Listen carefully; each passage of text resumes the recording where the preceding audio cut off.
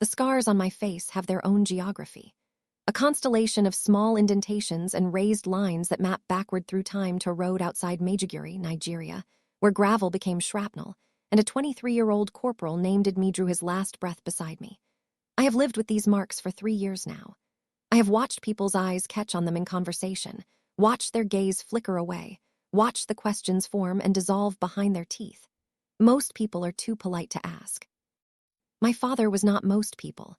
My father had an answer for everything, and his answer for my scars was a story he had written himself, a story that required no uncomfortable follow-up questions, no acknowledgement of war zones or IEDs or the particular silence that follows a controlled detonation. A car accident, a fender bender, a parking lot mishap.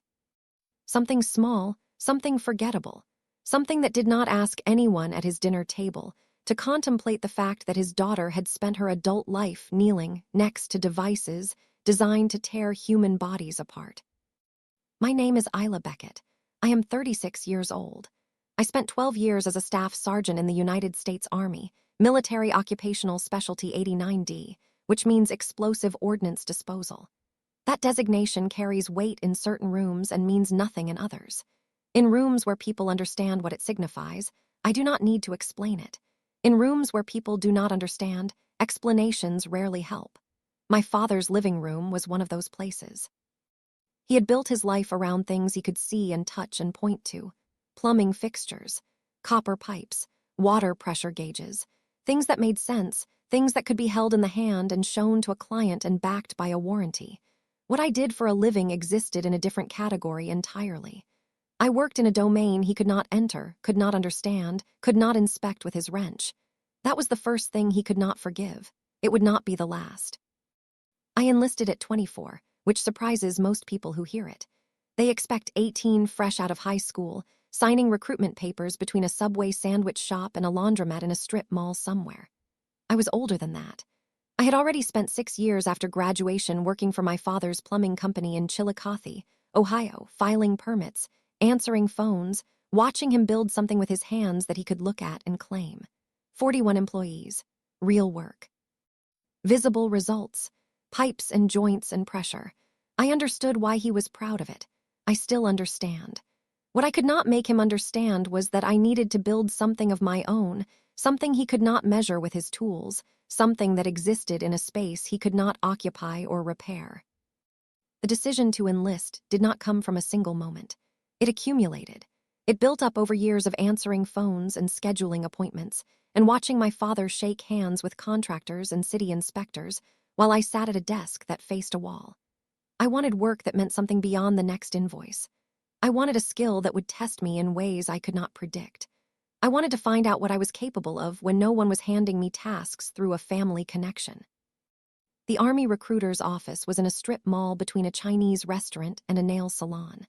I walked in on a Tuesday afternoon in March, still wearing my work boots from a job site. The recruiter asked what I was looking for. I told him I wanted something that mattered. He asked if I was afraid of anything. I told him I was afraid of spending the next 30 years at a desk in my father's office. He nodded like he understood. He showed me a brochure for EOD school. The cover showed a technician in a protective suit kneeling beside a device. The text said, "The safest job in the world," which I would later learn was a joke.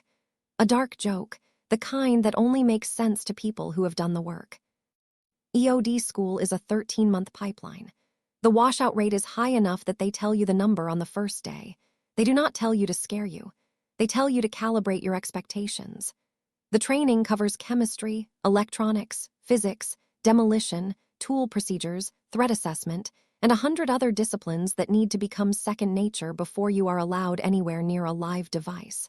I did not wash out. I graduated, earned my badge, the one we call the crab, and reported to my first unit. And for the first time in my adult life, I felt like I had built something that belonged only to me. The silence after a controlled detonation has a texture. It is not the absence of sound. It is a physical pressure that settles behind your ribs and holds there for 2 or 3 seconds before the world returns. I have never been able to explain that silence to anyone who has not felt it. I stopped trying years ago. The Army sent me to 4 duty stations in 8 years before the advisory mission that changed everything. I deployed twice before Nigeria. I rendered safe 47 devices across those deployments. I knelt on roads in heat that softened the rubber of my boots. I smelled dead cord and burnt casing metal so many times that the chemical sweetness in the back of my throat registered as Tuesday. I placed my hands on wire configurations that would have killed me if I had misread a gauge by a single increment. And every time I came home, my father asked the same question with the same flat intonation. How's the government work? It was not a question. It was a period. It was a door closing on a conversation he did not want to have. I learned to stop knocking. I want to tell you about a photograph. September 2022. Claire's first day of school. She was 6 years old, wearing a pink backpack, gap-toothed, holding a drawing of our apartment with 2 stick figures out front, one tall, one small. Thomas, my ex-husband, took the photo at pickup and sent it to me. I was in a secure facility in a time zone 11 hours ahead of Chillicothe, Ohio. I did not see that photograph for 18 hours. When I finally opened it, I was standing in a parking garage, still wearing my lanyard, eating something from a vending machine I could not have named if someone had asked me 30 seconds later. I saved the photo.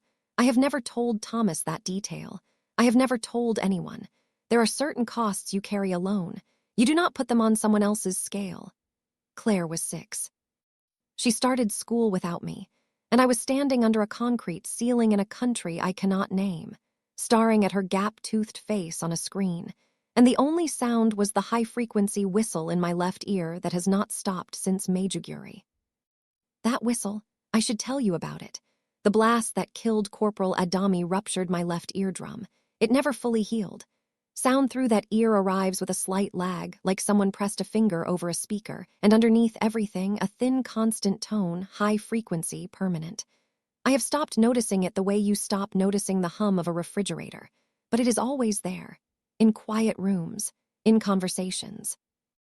When Claire whispers something at bedtime and I have to turn my right ear toward her mouth because the left one cannot catch it, the cold makes it ache. Standing in my father's entryway on Christmas Day, shaking off my coat, the December air still in my bones, my left ear throbbed like a second heartbeat. Claire had asked me to wear my hair down. She said I looked prettier with it down, so I wore it down. No jewelry except the steel watch on the inside of my left wrist. Olive sweater. Brown boots that had seen actual weather. Long sleeves by habit, not concealment. The scars are on my face. I stopped covering those 6 months ago. Denial, I would learn, was the language my father spoke most fluently. He spoke it loudest when he was most afraid. The entryway wall told the story he had chosen. Photos in mismatched frames, Claire at her school recital, my brother Dennis at his college graduation, Wayne at a Chillicothe Business Association awards dinner shaking hands with the mayor. One photo of me age 9, pigtails and a front porch grin, nothing after, nothing in uniform. Nothing that suggested the girl in pigtails had grown up to kneel on roads in West Africa and take apart the things that kill people. Not a single photograph of who I became. Claire spotted the photo of herself and pointed. "That's me, Mama." I nodded. She did not ask why there were no pictures of me. Children do not notice absence the way adults do. They notice what is there and accept it. That is a kindness I am still learning from my daughter. The table was set for 50. Glazed ham, scalloped potatoes, green bean casserole, dinner rolls from scratch, deviled eggs on a paper plate, sweet potato pie from a bakery box. Wayne's girlfriend brought the working-class Ohio Christmas. The table was full and loud and warm in the way of houses trying too hard. My seat was a folding chair from the garage, positioned at the far end where the table's leaves did not quite meet, slightly apart, slightly lower. Claire sat beside me in a real chair. Wayne's doing or Wayne's thoughtlessness. I have never been sure which is worse. In the first hour, I watched my father introduce me to 3 different groups of guests. Each time the same words, the same half-smile that functioned as a punchline. My other one, EOD, that's like disarming things, very technical. Safe work, mostly stateside. We don't really know the details. Safe work, mostly stateside. I did not correct him. I had not corrected him in 3 years. The corrections had stopped working long before that. He had built a story in his head, and that story had calcified into something impenetrable. A car accident. A scratch. A government handout. These were the bricks of his narrative, and he had mortared them together with 3 years of repetition until they formed a wall I could not climb. At 7:15, I stepped into the hallway to find Claire a glass of water. The kitchen was occupied. Wayne was leaning against the counter, telling a story to 2 neighbors. I heard it before I saw him. Her VA rating, government handout for a scratch she probably got on a golf course. You know how it is. These kids sign up, spend 2 years stateside pushing forms, then come home with a disability check and a chip on their shoulder. The neighbors laughed. One of them shook his head like he had heard it all before. I stood in the hallway with an empty glass in my hand. The laughter traveled through the wall like something with weight. I filled Claire's water from the bathroom tap. I brought it back to the table. I sat in my folding chair. I folded my napkin beside my untouched plate. 20 minutes later, Claire tugged the sleeve of my sweater. Her face was quiet and careful in the way of children who are about to say something they have been carrying. "Mama, Grandpa Wayne told my teacher you have memory problems from when you got hurt." She said it the way children say something they have rehearsed, as though repeating a sentence that confused her, hoping I could make it make sense. I looked at my daughter, 8 years old, gap-toothed, my whole architecture. Wayne had contacted her school. He had told Claire's teacher that I was unstable, that I had a history of instability. He had filed a third-party VA dispute challenging my disability rating as pre-existing. And now, he had reached into my daughter's classroom and planted a word: memory problems. As if the woman who could read a wire gauge at distance and identify a fuse timing sequence under fire had trouble remembering where she parked. It was not vanity. It was not embarrassment. It was gravel from a blast wave outside Maiduguri, driven into my face at range. And my father had told my daughter's teacher it was a memory problem. Wayne stood at the head of the table at 7:45. He tapped his glass with a butter knife. The room quieted the way rooms quiet for men who host Christmas every year and have earned the silence through repetition. "I want to thank everybody for coming out. This family, this house, 16 years of Christmas dinners." He raised his glass. The room raised theirs. I picked mine up. Claire watched me. Wayne looked down the table. His gaze found me. It held. "Now, some of you have asked about Isla, my daughter." The half smile. "And I'll be honest with you because that's what this family does. Isla served. She did her time. She's out now and she's got her government benefits and we're glad she's home. But I want to put something to rest tonight because I've heard the whispers." He set his glass down. He squared his shoulders in the way of a man who believes he is about to do something brave. "Those scars. Fender Bender, 3 years ago." She was too proud to say so, stubbed her pride and called it service. He looked at me. "It's all right, sweetheart. Nobody here is going to judge you for a car accident, but let's stop pretending it's something it wasn't." She puts on like she's some kind of hero, but there's no paperwork in this family. Just a VA handout for a scratch and a job nobody can explain. 50 people looked at me. Some laughed, some nodded, some looked at their plates. An ornament on a low branch of the Christmas tree near the dining room table swung slightly from the vibration as someone set down a serving dish. The room noticed the silence more than the sound. Claire's hand found mine under the table. Her fingers were small and warm and tight. I picked up my glass. I did not drink from it. I placed it back down with the same care I use when I set a rendered device in a containment vessel. The room watched me. I gave them nothing. He had been saying this for 3 years.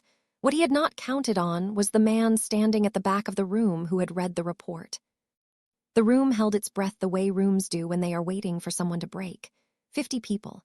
Forks paused, glasses half raised, watching the woman in the folding chair at the far end of the table for some sign of collapse. A flinch, a tremor. The wet eyes they expected from a woman whose father had just stripped her bare in front of everyone she had grown up with. I gave them nothing. My hands stayed where they were. Left hand flat on the table beside my untouched plate, right hand in my lap. My posture did not change. My breathing did not change. The high-frequency whistle in my left ear was the loudest thing in my world, and I let it be. Some wounds you stop covering because the covering costs more than the scar. Wayne was still standing at the head of the table. His glass was in his hand. He was waiting for something. A denial. A tearful admission. The car accident confession he had written for me 3 years ago and had been waiting for me to deliver. I could see it in his face. The expectation. The certainty that he had finally cornered me into the version of events that made sense to him. A version with no blast wave. No gravel driven at range. No 23-year-old corporal who died on a road he should not have been standing on. I did not give him that either. Claire's fingers were still wrapped around mine under the table. Small, warm, tight.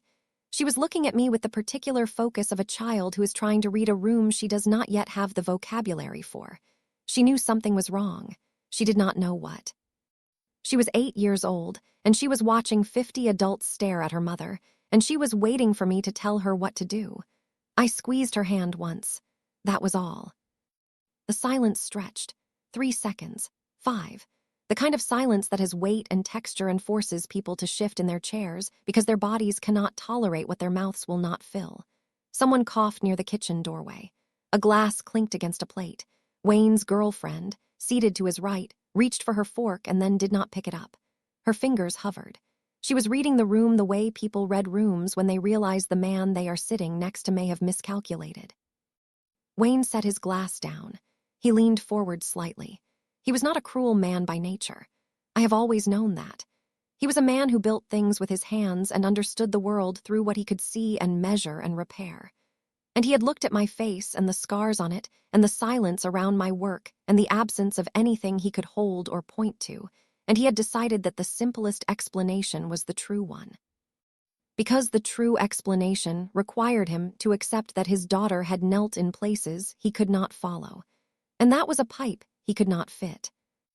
Ella, his voice was softer now. The performance voice was gone. This was the voice of a father who believed fully and without reservation that he was helping. Sweetheart, it's okay. Nobody here thinks less of you. I looked at him. I held his gaze the way I hold a wire I have not identified yet. Steady, patient, reading. You don't know what you're talking about, Dad. 5 words, no heat, no tremor.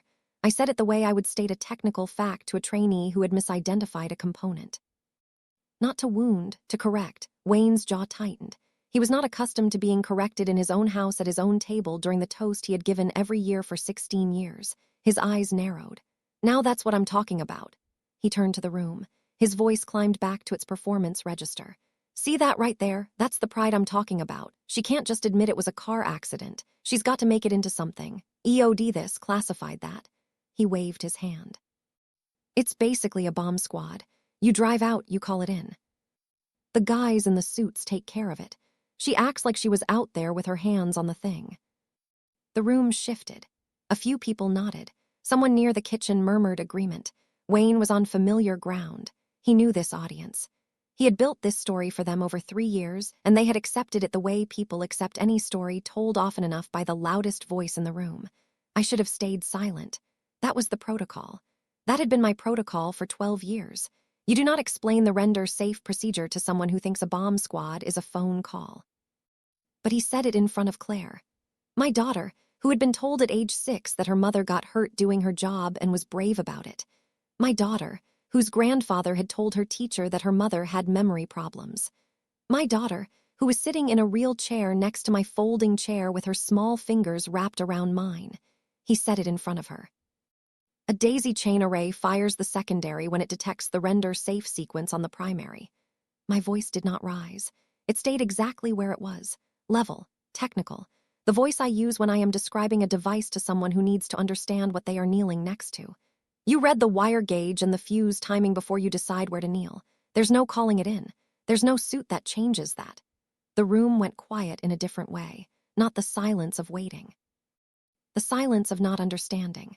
Most of the 50 people in that room had never heard those words arranged in that order. Daisy chain array, render safe sequence, fuse timing, wire gauge. These were not words from a car accident story. These were not words from a woman who pushed paperwork stateside. Wayne's mouth stayed open. His lips formed the beginning of a word that did not arrive. His right hand, the one holding the butter knife he had used to tap his glass, lowered slowly to the table. The knife touched the tablecloth without sound. I had not planned to say it. I had not planned to say any of it. But some things you cannot allow to be misnamed in front of your child. Some truths have a threshold, and Wayne had stood on mine and kept pressing. The forced air heat from the furnace vent above the table pushed a thin stream of warm air across the room. It moved a paper napkin 1/2 inch. No one noticed. They were watching Wayne's face, which had gone the color of someone who has just heard a language he does not speak and understood for the first time that the language exists. At the back of the room, near the couch, and the end table with the ceramic snowman Wayne's mother had bought in 1987, Robert Holt set down his drink. He had been standing there for the last 10 minutes, quiet, a glass of bourbon in one hand, a paper plate with a dinner roll balanced on a side table beside him. 64 years old, sport coat over a flannel shirt, gray hair cut close. The posture of a man who had stood at attention so many times in his life that his body no longer knew how to fully let go of it, even in a living room at Christmas. Holt had watched the toast. He had watched Wayne deliver his story. He had watched me sit in my folding chair and give the room nothing. And now his eyes found my face. Not my eyes, my face, the left cheek, the jaw, the constellation. His expression did not shift dramatically. It went very still, which is worse. The kind of still that happens behind the eyes of someone who has read a document describing exactly what made those marks and is now looking at them across a room full of people who have been told they came from a parking lot. He did not look at Wayne. He set his plate down beside his drink. He straightened his sport coat. Not vanity, instinct. A command sergeant major does not cross a room with a wrinkled lapel. He stepped away from the wall. He moved through the room the way he had moved through every room for 40 years, unhurried. The particular walk of a man who has never needed to rush to establish authority. People stepped aside without being asked. They did not know why they moved. They moved because something in the way he carried himself made standing still in his path feel wrong. He stopped beside my chair. He did not look at Wayne, not yet. He looked at me, at the scars, at the steel watch on the inside of my left wrist, at the untouched plate. Then he spoke quietly, only I heard it. "Corporal Adami's co-sent you something." A pause, the briefest pause. "Did you keep it?" The room was still talking in low murmurs near the edges. The center of the table was quiet. Claire had turned to look at Holt with the open curiosity of a child who recognizes someone from other Christmases but does not know why he is standing next to her mother with that particular expression on his face. My right hand moved to my jacket pocket. My fingers found the brass casing. Smooth, warm from being carried close to my body. I did not remove it. I did not speak. That was the verification. Holt's eyes stayed on mine for one more second. Something passed between us that I will not describe because it did not belong to words. It belonged to a road outside Maiduguri and a 23-year-old sapper who died there and a report that had crossed his desk 3 years ago and had never left his memory. He reached into the breast pocket of his sport coat. He removed a folded piece of paper. Army letterhead, creased from being carried. Not crisp. This was not a prop. This was a document that had lived inside a jacket pocket since Frank Holt's funeral the year before. Because the man carrying it had never found the right moment to put it away. He unfolded it. He placed it face up on the table beside my untouched plate. The bronze star with Valor citation. Typed. Official. His signature at the bottom. Even the forced air heat from Wayne's furnace seemed to pause. 50 people stopped mid-conversation without being asked. The only sound was the brass casing that I drew from my pocket and set on the table beside the citation. A small, dull sound, metal on wood, the sound of something that had traveled from a road in Nigeria to a kitchen table in Chillicothe, Ohio. Holt turned to face the room. He did not raise his voice. He did not need to. "I'm Robert Holt, retired Command Sergeant Major, United States Army." He paused. "I was the senior enlisted advisor for joint EOD operations in West Africa. I received the after-action report from Maiduguri. I briefed the casualty review. I wrote that citation." He placed his hand on the back of my chair, not on my shoulder, on the chair. "I need to tell this room what made those scars." He looked at Wayne for the first time. Wayne had not moved. His hand was still on the butter knife. His glass was still on the table where he had set it. His face had the particular blankness of a man who has just heard something he cannot process and is waiting for his brain to offer him a category to file it in. "Delta Echo 6. Holt said it clearly. My call sign from the report, from the after-action addendum that bore the Nigerian Army's operational seal, and the casualty summary that listed Corporal Adami's name and time of death, and the name of the American EOD technician who was kneeling beside him when the third device fired. Staff Sergeant Beckett. He said it the way it is meant to be said, with the weight of a rank that is earned 1 year at a time in places that do not care about your father's opinion. 3 men in the room stood. I did not know all of their names, One was a neighbor I had seen at 2 previous Christmases. One was an employee of Wayne's company. One was Diane Parker's husband, who had served in the Gulf and had never mentioned it at a dinner table because some men understand that service is not a toast. They came to their feet without thinking about it. They did not look at Wayne. They looked at me. Wayne's girlfriend let her fork slip to her plate. The sound was small and bright and final, like a period at the end of a sentence that had taken 3 years to write. 50 people in a room. The man who had filed a fraudulent VA dispute stood beside a glazed ham with a butter knife in his hand. The woman he had reduced to a parking lot accident was being addressed by her operational call sign by the senior NCO who had recommended her for a Combat Valor decoration.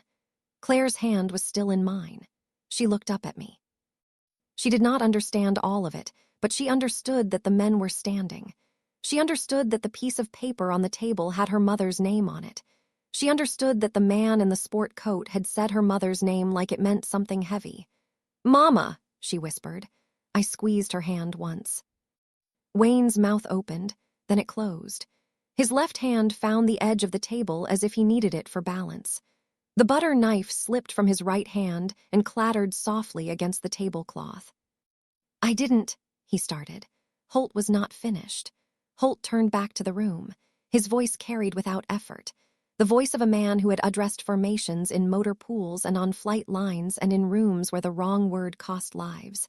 He did not perform. He reported. In 2021, Staff Sergeant Isla Beckett was deployed as part of a joint advisory mission with the Nigerian Armed Forces in Borno State. Her task was training Nigerian Army sappers in render-safe procedures for improvised explosive devices. On the day in question, she was called to a road outside Maiduguri, where a 3-device daisy chain array had been identified along a route used by civilian convoys. He paused, not for effect, for precision. Staff Sergeant Beckett began the render-safe sequence on the primary device. The 3rd device in the chain detonated prematurely during that sequence. The blast wave ruptured her left eardrum. Gravel fragmentation was driven into her face at range. The constellation of scars you are looking at right now is what that blast left behind. His hand was still on the back of my chair. Not on me, on the chair. Nigerian Army Corporal Adami, the sapper she was training, was killed by the same blast. He was 23 years old. The room did not breathe. Somewhere in the kitchen, a faucet dripped twice. The Christmas tree lights cycled through their pattern and nobody watched them. Despite her injuries, Staff Sergeant Beckett completed the render-safe procedure on the remaining device before accepting medical evacuation. She did this with a ruptured eardrum, impaired vision from the fragmentation wounds, and full knowledge that the array's firing sequence had already proved unpredictable. He looked down at the citation on the table. I wrote that Bronze Star with Valor recommendation. I submitted it through the Joint Operations chain. It was approved. That document is not a prop. It is a federal military record bearing my signature and the operational details of what this woman did on that road. He looked at Wayne. "Mr. Beckett, you told this room those scars came from a car accident." Wayne's mouth opened. Nothing came out. His left hand was white-knuckled on the edge of the table. His right hand hung at his side where the butter knife had been. His face had passed through blankness into something worse. Recognition. The slow, grinding arrival of a truth that does not ask permission to enter. Wayne started. "She never said, 'I'm not finished.'" Wayne stopped. Holt reached into his jacket's inner pocket. A second document, smaller. A printed form with federal letterhead. 6 months ago, a third-party dispute was filed with the Department of Veterans Affairs challenging Staff Sergeant Beckett's combat disability rating. The dispute claimed her injuries were pre-existing. The filing party was Wayne Arthur Beckett. He set the document on the table beside the citation and the brass casing. 3 objects in a row. The citation, the casing, the dispute. That filing is fraudulent. The documentation in my hand predates any claim made in that dispute by 2 years. The Bronze Star with Valor citation, the casualty review, the Nigerian Army's after-action report, and the medical evacuation records all confirm the origin, nature, and date of Staff Sergeant Beckett's injuries. The VA will refer this for federal review. Filing a false third-party dispute against a service member's combat disability rating carries federal penalties. Wayne swayed. His shoulder found the wall behind him. He leaned against it the way men lean when their legs have stopped being reliable.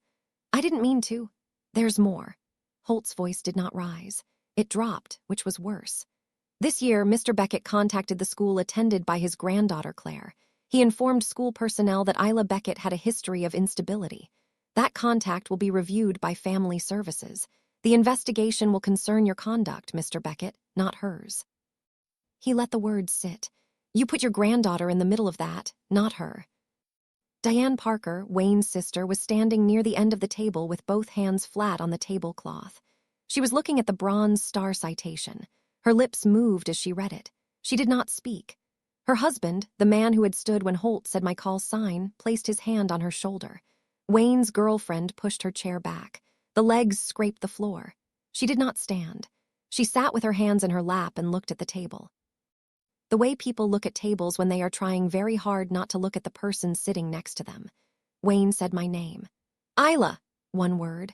The voice of a man who has run out of sentences. I looked at him, my father, 61 years old, plumbing contractor, 41 employees. He had built something with his hands. He had built something with his mouth, too. A 3-year story.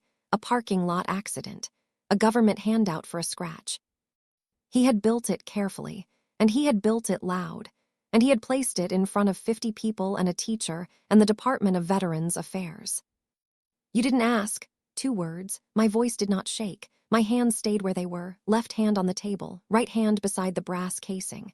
A 23-year-old man died from the same blast. I picked up the casing.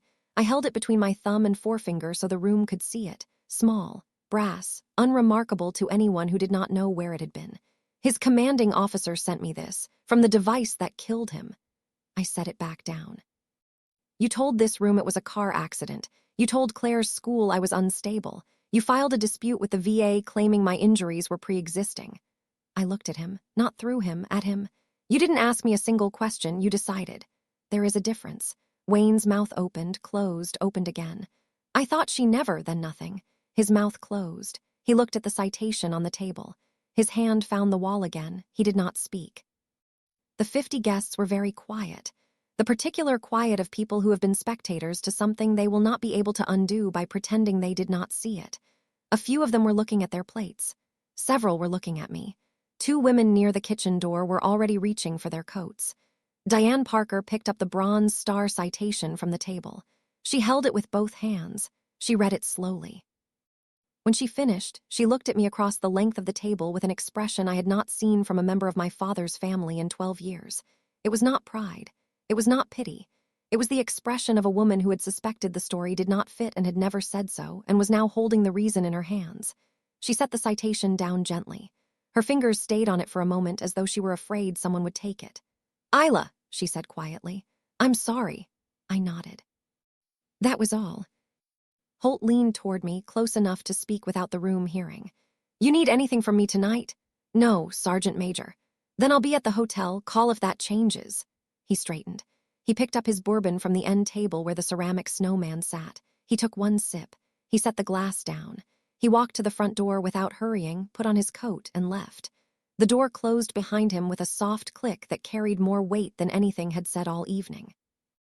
Wayne stood against the wall for a long time. After that, his guests began to leave in pairs and small groups. The conversations were quiet. The laughter was gone. The glazed ham sat on the table growing cold. Someone covered the scalloped potatoes with foil. Wayne's girlfriend collected plates without speaking to him. I helped Claire into her coat. I zipped it to her chin. She looked up at me with the steady focus of a child who has absorbed more than she can process and is storing it for later. Mama, that paper had your name on it. It did. The man said you were brave. He said I did my job. She thought about this. Is that the same thing? I knelt beside her. My left ear ached in the cold that poured through the front door every time someone opened it. The whistle was there. It was always there. Sometimes, she nodded. She accepted it. Children do that. They accept the truths that fit and they file the rest for later. I am still learning from her. I picked up the citation and the brass casing from the table. I folded the citation along its original creases and placed it in my jacket pocket. The casing went into the other pocket where it had lived for 3 years. I did not look at Wayne as I walked to the door, not out of spite, not out of pride, because I had said what needed to be said and the rest was not mine to carry. Diane caught my arm at the door. Light touch, nurse's hands. Will you be all right? I will. She looked at the scars on my face. She had been looking at them for 3 years through the filter Wayne had provided. Car accident, pride, embarrassment. Now she was looking at them through what she had just read. The constellation, the gravel, the blast, the road. I should have asked sooner. Yes. She let go of my arm. I walked Claire to the car. I buckled her in. I drove 12 minutes to my apartment in Chillicothe without turning on the radio. What happened next happened without me. The VA dispute Wayne had filed was flagged within the week. The Bronze Star with Valor citation, the casualty review, and the medical evacuation records left no room for the claim that my injuries were pre-existing. The federal fraud review was initiated by the VA's Office of Inspector General. A third-party dispute filed in bad faith against a combat wounded service member's disability rating is not a misunderstanding. It is a federal matter. Wayne's name went on a file he could not charm or explain his way out of.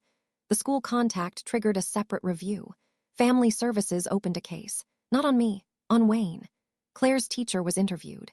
The phrase history of instability was traced back to a conversation Wayne had initiated without documentation, without Isla's knowledge, without any supporting evidence. The custody arrangement Thomas and I had built in good faith was examined. It held. Wayne's interference did not. His business survived.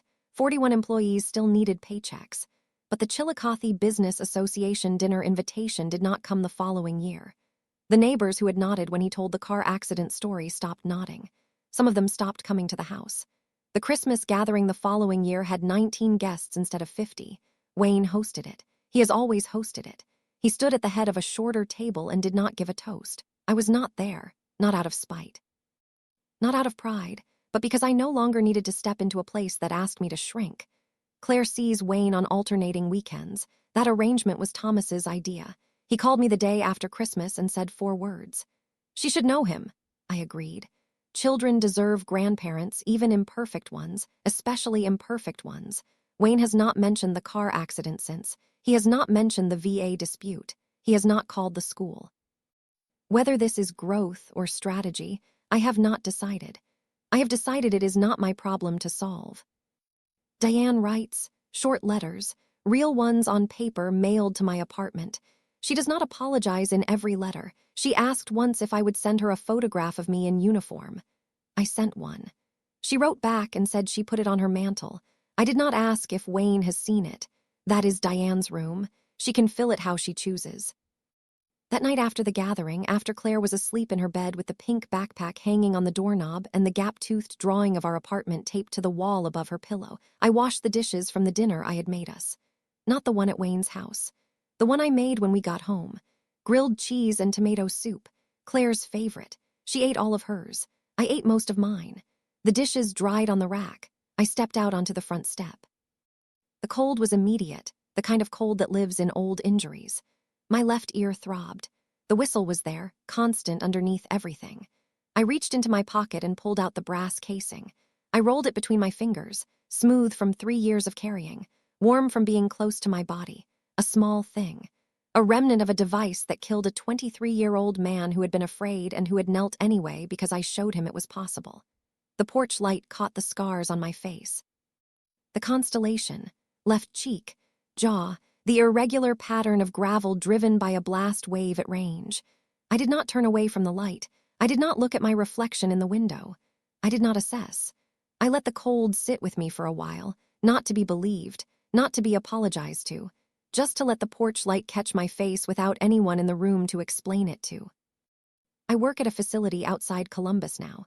No title on the door, no plaques, just Isla. The people who need to know my name know it. The people who don't. I drive Claire to school in the mornings. I pick her up in the afternoons when the schedule allows. She has started asking questions about the Army. Small ones, the kind a 3rd grader asks. I answer the ones I can. I tell her the rest will come later. She accepts this. She is 8. She has time. The brass casing is in my nightstand drawer now, not in my pocket.